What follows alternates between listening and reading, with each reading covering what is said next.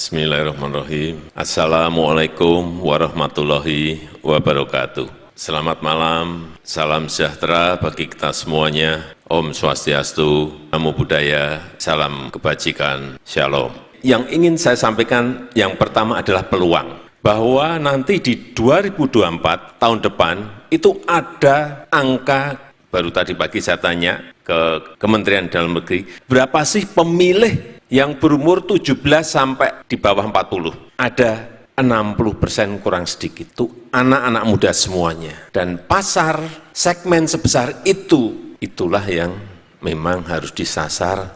Bagaimana meraihnya? Artinya isu-isu yang mau kita angkat ini harus pas dengan keinginan pemilih 17 sampai 39 tadi. Isu-isunya apa? Jangan mengangkat isu-isu yang tidak disukai oleh anak-anak muda. Kita harus memiliki diferensiasi. Jangan menjadi follower, tapi harus menjadi trendsetternya. Ingat, saya ini bukan siapa-siapa. Dari Solo, desa, masuk ke Jakarta yang kota besar. Saya melihat saat itu ada peluang. Karena setiap pemilihan pilkada dimanapun, selalu calonnya itu pakai jas, pakai dasi, pakai peci. Nggak ada yang berani keluar dari situ. Ingat ini, benar.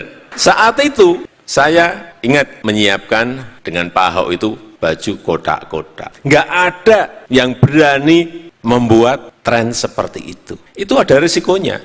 Ya, risikonya kalah, bisa kalah kalau biru. Tapi ternyata disambut oleh masyarakat, utamanya masyarakat muda. Cari barang seperti itu. Cari diferensiasi, cari barang seperti itu. Yang kedua, saya ingin bicara mengenai hilirisasi. Kita tahu yang namanya negara-negara di Amerika Latin. Saya nggak usah sebut nama negaranya, nanti ada yang tersinggung. Tahun-tahun 50-an, 60-an, mereka itu sudah menjadi negara berkembang. Tahun 50-an, 60-an, negara berkembang. Dan sampai saat ini, mereka terus tetap menjadi negara berkembang. Saya pelajari ini ada apa ini? Kenapa seperti ini? Kenapa semua negara di sana menjadi seperti itu? Itu yang namanya terjebak dalam negara berpendapatan menengah, middle income trap. Karena apa? Mereka tidak menawarkan sesuatu yang sangat dibutuhkan oleh negara lain. Ini yang harus dilakukan negara kita. Saya berikan contoh yang melompat cepat sekali, Korea Selatan.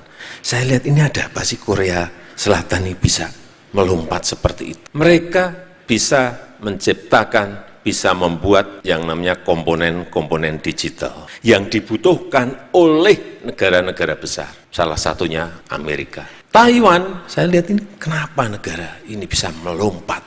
Dia bisa membuat yang namanya chip, yang semua perusahaan-perusahaan besar yang berkaitan dengan itu tergantung pada dia.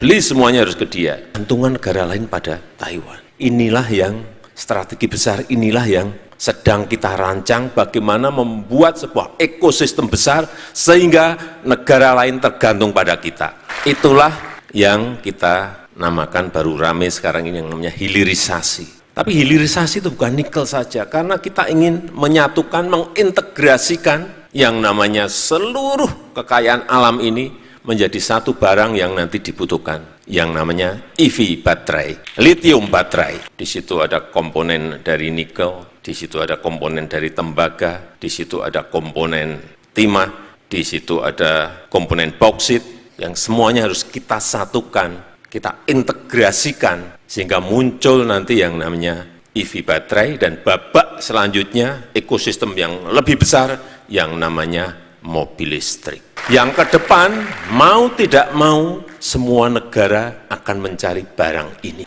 Entah lithium baterainya, EV baterainya, maupun mobil listriknya. Semua akan menuju ke sana. Karena sekarang semua negara memberikan insentif rakyatnya untuk beli itu. Inilah yang sedang kita rancang. Dan negara lain tahu mengenai itu. Yang sulit memang geografis negara kita.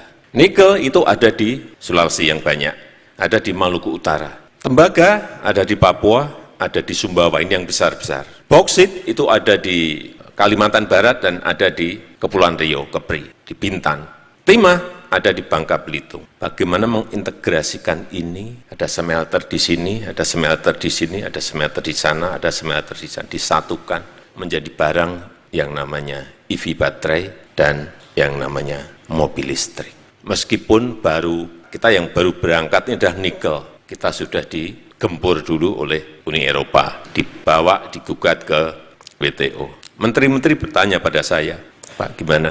Kita digugat nih, ya digugat ya dihadapi. Kalau kita digugat, kemudian kita mundur, jangan berharap negara ini akan menjadi negara maju. Jangan berharap. Kita seperti yang saya ceritakan di awal, sebagai background Amerika Latin tadi. Nggak akan, sampai kapanpun nggak akan. Sehingga saya sampaikan, maju terus, jangan toleh kanan, toleh kiri. Maju terus, baru nikel. Kita sudah digugat. Dan saya sampaikan maju terus, dan kalah. Kita kalah, baru saja tahun kemarin, kalah kita digugat di WTO, kalah. Menteri-menteri tanya lagi, gimana Pak kita kalah? Ya kalah ya dihadapi. Ada upaya apa lagi? Bisa Pak, banding. Ya banding, kita tunggu lagi, banding lagi, nggak apa-apa. Pada saat nanti ada keputusan, barang ini sudah jadi. Karena kemarin kita sudah stop lagi yang namanya boksit, stop boksit. Ini belum ada yang gugat. Padahal 80% raw material boksit, konsentrat boksit itu larinya ke Tiongkok. Ini sudah kita dapat musuh di Uni Eropa. Ini ada lagi yang gede juga. Moga-moga nggak gugat. Setelah boksit nanti lari, sebentar lagi nih baru kita kalkulasi tembaga juga harus stop. Sehingga komponen-komponen kabel itu ada semuanya diproduksi di negara kita. Stainless steel kita punya sendiri, aluminium kita ada, tembaga kita ada, timah kita ada. Yang belum ada kita hanya satu barang yaitu lithium. Kita nggak punya. Yang punya Australia sama beberapa negara di Afrika. Saya kaget ternyata yang di Australia ada orang kita yang sudah booking di sana, punya konsesi di sana, aman. Ini orang-orang kita ini pinter-pinter loh. Saya baru ngomong gitu, besok dia ada jalan gitu loh. Yang ada di beberapa negara di Afrika, lithium juga banyak. Ada 3 negara yang gede deposit lithiumnya. Inilah yang namanya strategi negara dan kita harus konsisten karena ini akan sampai kira-kira tahun 2027, tahun 2028. Dan saya mengharap PSI mengawal ini. Oleh sebab itu, PSI harus bisa masuk Senayan. Jangan berpikiran pesimis, optimis. Saya nggak pernah itu dalam berbicara apapun pesimis, enggak. Saat kita menghadapi pandemi, saya gagap dan bingung ya. Tapi pada suatu titik saya bisa tenang dan jernih kembali. Karena memang ini saya tanya ke semua negara yang saya telepon. Nggak ada yang bisa memberikan penjelasan yang betul-betul saya yakin. Karena saat pandemi masuk itu, saya langsung telepon Dirjen WHO, Dr. Tedros. Beliau menyampaikan, pokoknya yang sakit pakai masker semua. Presiden Jokowi, oke kita sampaikan ke publik yang batuk-batuk, yang sakit pakai masker, yang lain nggak usah karena mencari masker sangat sulit saat itu. Baru 2 minggu ganti lagi dia telepon, semua harus pakai masker. Presiden Jokowi semua, tidak terkecuali semua. Dirjen WHO aja seperti itu, apalagi kita. Iya kan? Karena memang semuanya belum memiliki pengalaman. Itu betul-betul. Dan kita sangat beruntung saat itu tidak melakukan lockdown. Ini saya ulang-ulang karena memang keadaan saat itu sulit. Cari APD sulit, rebutan dengan negara lain, cari obatnya rebutan dengan negara lain, cari vaksin rebutan dengan negara lain. Kalau negara-negara yang kecil-kecil hanya cari 10 juta, 7 juta, 15 juta, kita ini mencari untuk masyarakat kita 278 juta, kali 2 kali berarti berapa? Ratus juta yang harus kita siapkan vaksinnya. Gimana kita beli rebutan semuanya saat itu. Belum pas pada puncaknya kehabisan oksigen, karena semua negara pegang semuanya, nggak mungkin mereka mengekspornya. Saya rasa itu yang ingin saya sampaikan dalam kesempatan yang baik ini, dan sekali lagi semuanya harus optimis. Terima kasih, saya tutup. Wassalamualaikum warahmatullahi wabarakatuh. Semoga Allah senantiasa menuntun kita di jalan yang diridhoinya. Aku qouli hadza, astaghfirullah li wa lakum. Wassalamualaikum warahmatullahi wabarakatuh. Terima kasih.